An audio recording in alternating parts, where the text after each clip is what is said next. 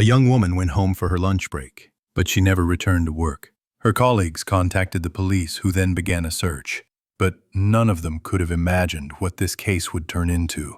During the investigation, they managed to uncover details that seemed more like a horror movie plot than a real story. But in the end, they managed to get to the truth.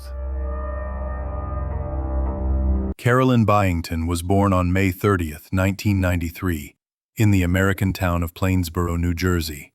She lived there with her parents and older sister and had dreamed of traveling since she was a child. After high school, Carolyn attended Lafayette College, where she participated in 2 exchange programs, which allowed her to visit Japan and Germany. During her studies, she earned 3 degrees in international relations, sociology, and anthropology. After graduating in 2015, Carolyn got a job at a marketing company located near her hometown and rented an apartment in Plainsboro to be closer to her family.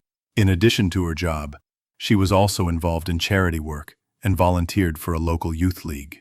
For the next few years, Carolyn continued to work at the company, engage in charity, and travel whenever she had the chance. On June 10, 2019, when she was 26, the young woman decided to go home during her lunch break from work.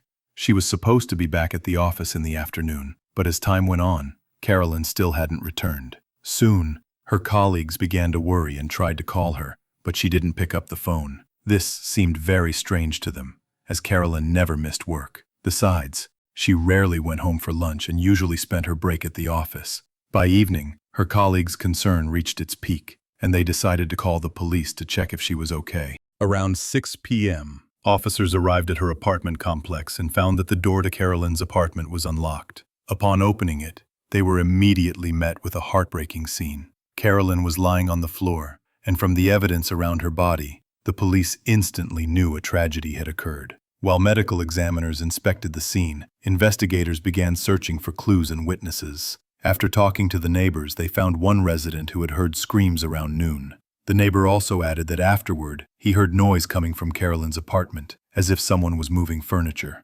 However, none of the neighbors saw any strangers, and there were simply no cameras in the apartment complex. There were no useful clues inside the apartment either. The police determined that the assailant had likely cleaned the scene with bleach in an attempt to cover his tracks. It seemed that the noise Carolyn's neighbor heard was the result of the culprit's actions. While investigators tried to find surveillance footage from near the complex, as well as any other leads, medical examiners studied the victim's body. They determined that Carolyn had suffered multiple blows to the head, most likely from hands. In addition, the attacker inflicted a large number of injuries with scissors and a screwdriver, primarily to her neck. There were no signs of assault, and nothing was missing from the apartment. The only thing investigators noted was that the screwdriver and scissors were taken from the victim's apartment. Thus, detectives could rule out the 2 most likely motives and began to lean toward the theory that the attacker might have known the victim. The brutality with which he had harmed her also pointed to this. It strongly suggested he had personal motives. The police started questioning her relatives and friends, but none of them could think of a single name of anyone who might wish her harm. They insisted that Carolyn was a very kind and non-confrontational person. Moreover, she was not in a relationship and had no troubled ex-partners who might do something like this. Next, detectives went to speak with her colleagues, and that's where they found something interesting. They said that on that day, besides Carolyn, another employee, 30-year-old Kenneth Saal, had also left the office for his lunch break. This fact in itself wasn't suspicious, but Kenneth didn't return to work until almost the end of the day. Their boss said that the man had called him and told him he had car trouble and had to go to a repair shop. However, the boss later found out that Kenneth hadn't actually gone to the shop he mentioned. Additionally, other colleagues noticed a few other strange things. When the man returned to work, he was noticeably nervous and he had some scratches on his hands. Later, while talking to an acquaintance, he asked if a person could be arrested based solely on circumstantial evidence. Naturally, the police became interested in these accounts and began looking into Kenneth. He worked as an accountant, was married, and had a daughter born a year ago. The man had no criminal history, and it all seemed as if he was a poor fit for the role of the culprit. Nevertheless, detectives couldn't ignore all these oddities and went to speak with him. Kenneth told them the same story he had told his boss. According to him, he had to go to a car repair shop during his lunch break. However, the man couldn't provide a receipt or any other proof of his words. Later, Kenneth changed his story and claimed that he had actually fixed the car himself. parked in a park near his workplace. This story also seemed strange to the detectives. First, the fact that he changed his story didn't work in his favor. Second, Kenneth was an accountant, and it was hard for the police to imagine him being able to fix a serious car problem on his own, instead of going to a professional. Nevertheless, Kenneth continued to deny his involvement in the incident, and investigators did not have sufficient grounds to arrest him. However, a short time later, they found one important lead. While searching for surveillance footage near the residential complex, the police also reviewed the dashcam footage from a patrol car that had been driving in the area that afternoon. On this footage, they saw Kenneth's car, which directly contradicted his story. Carolyn's apartment complex was in a neighboring town, 10 kilometers from the office, while the man claimed he was fixing his car in a park near work. Despite this, the police obtained a sample from Kenneth and sent it to the lab. Experts determined that a match between the man's DNA and the sample from under the victim's nails could not be ruled out, but it was still not enough for a complete match. Nevertheless, the police were almost certain of his guilt. Over the next few weeks, they tried to find new evidence, but it led nowhere. Eventually, they consulted with the district attorney and decided that the circumstantial evidence might be sufficient for a trial. Therefore, 2 months after the tragedy, the police arrested Kenneth and placed him in custody to await trial. And here, the detectives were in for a very unexpected turn of events. While they were preparing for the trial, they received a letter from the very same jail. Kenneth's cellmate contacted them and shared a rather interesting story. According to the man, Kenneth offered him $15,000 to commit a terrible act as soon as he was released. According to this plan, the cellmate was to attack a random woman aged around 25 to 30 and use a screwdriver and scissors as the weapons. Furthermore, Kenneth specified that he should inflict wounds to the neck area and after the act, clean the scene with bleach. The detectives had no doubt that the cellmate was telling the truth because, at that time, the details of Carolyn's case were not yet public knowledge. Only the perpetrator could have known what specific items were used and what he had used to try to clean the scene.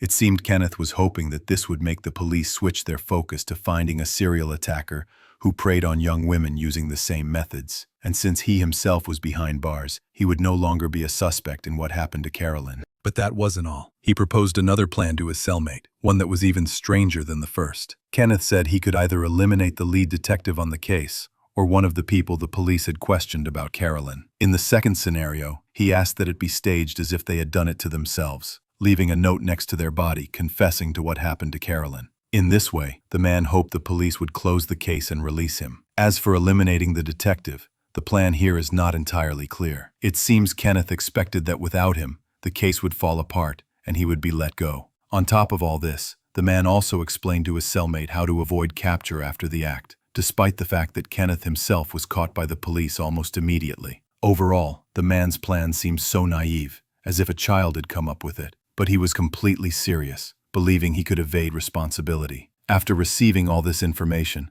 the police asked the cellmate to wear a wire and discuss these plans with Kenneth again. He agreed, and soon the detectives had an audio recording of the man planning various crimes. After that, prison staff searched his cell and found notes with confessions to the incident with Carolyn, which the cellmate was supposed to leave next to other people's bodies. Kenneth had handwritten them, hoping no one would even bother to compare the handwriting. Thus, Kenneth not only provided detectives with more evidence of his involvement, but also earned an additional charge for planning serious acts. But despite all this, investigators still had no idea why he had done this to Carolyn. However, they eventually got an answer to this question, and no one expected such a turn of events. Kenneth remained in jail for several years, and in November 2022, 3 years after his arrest, the prosecution decided to offer him a deal. Despite a fairly strong set of circumstantial evidence, they still lacked a conclusive DNA match, fingerprints, or other solid evidence, and this greatly complicated the upcoming trial. For this reason, it was decided to offer the suspect a deal in which he would provide a confession in exchange for a less severe sentence,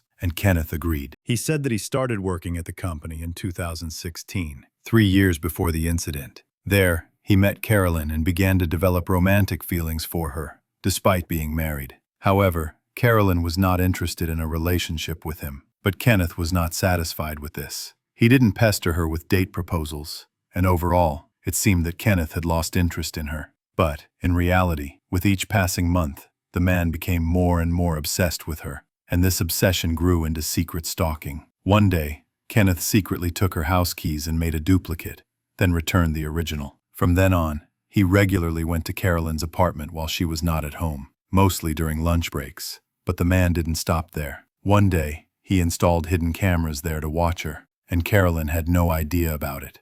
Over the following months, he continued to go there to check his cameras, and on June 10th, he went to her apartment again during lunch.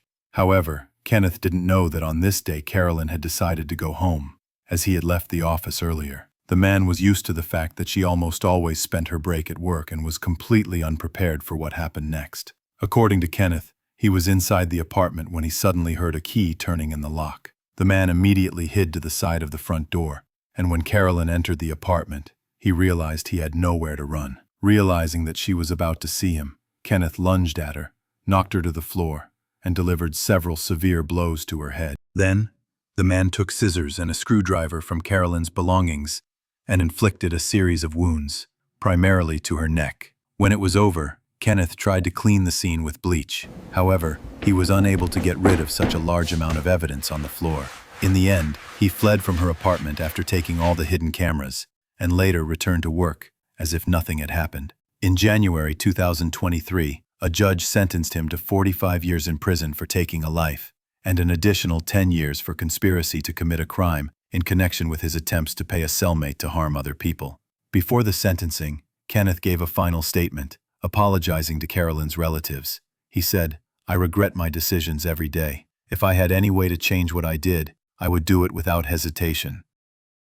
The man also apologized to his own family, who were present in the courtroom. "I'm sorry for who I am, and that I hid it from you for my whole life. The facade I built up didn't allow you to see any warning signs.